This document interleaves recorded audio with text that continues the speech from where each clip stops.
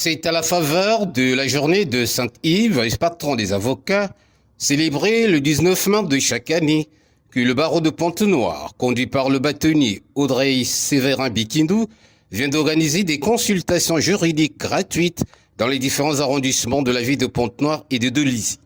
À l'effet bien sûr d'être plus proche des citoyens afin de leur édifier sans tabou sur les droits qui leur reviennent. Une démarche salvatrice qui a suscité une forte mobilisation. Par exemple, au siège de l'arrondissement Trois-Tétiers, le débat interactif instauré entre les avocats, les chefs de quartier et la société civile a fortement éclairé la lanterne des personnes vulnérables dont l'accès à la justice reste difficile. Quand je suis de candidat à vivre pour mettre le conseil de famille, les enfants étaient mineurs.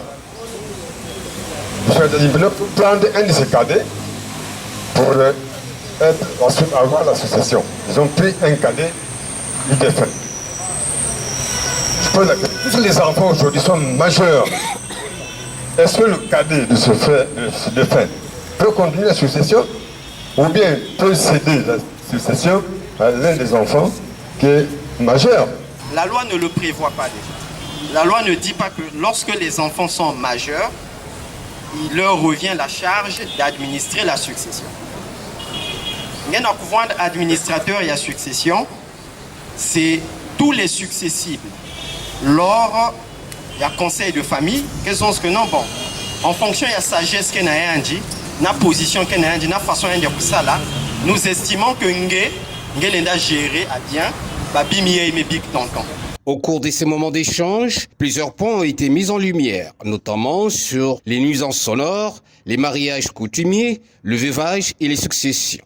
Tout cela pour donner la possibilité aux citoyens pontenégrins de rentrer dans leurs droits légitimes. Je pense qu'il y a eu un engouement et puis il y a eu une attention et soutenue. Ce sont des moments qu'il faut multiplier dans la société parce que mon peuple meurt faute de connaissances.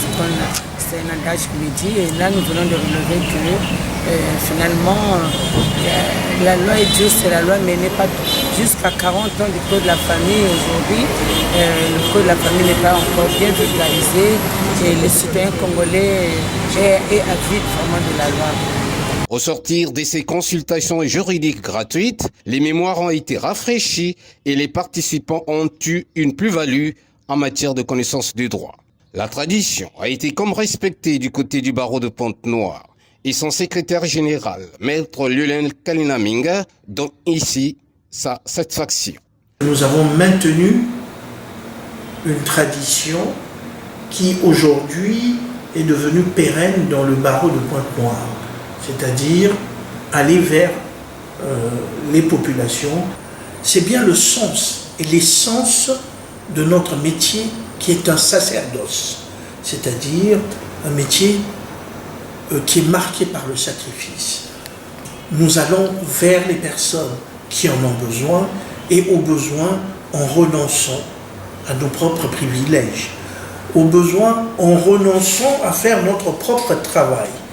Et je voudrais donc remercier tous les confrères qui ont sacrifié à cette tradition et à cette obligation et leur dire merci d'avoir honoré le barreau de Pointe-Noire et merci d'avoir été digne de Saint-Yves dans le cadre de cette journée commémorative.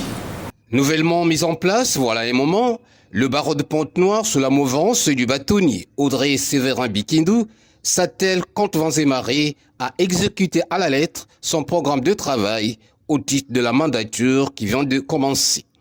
À cœur vaillant, rien n'est impossible.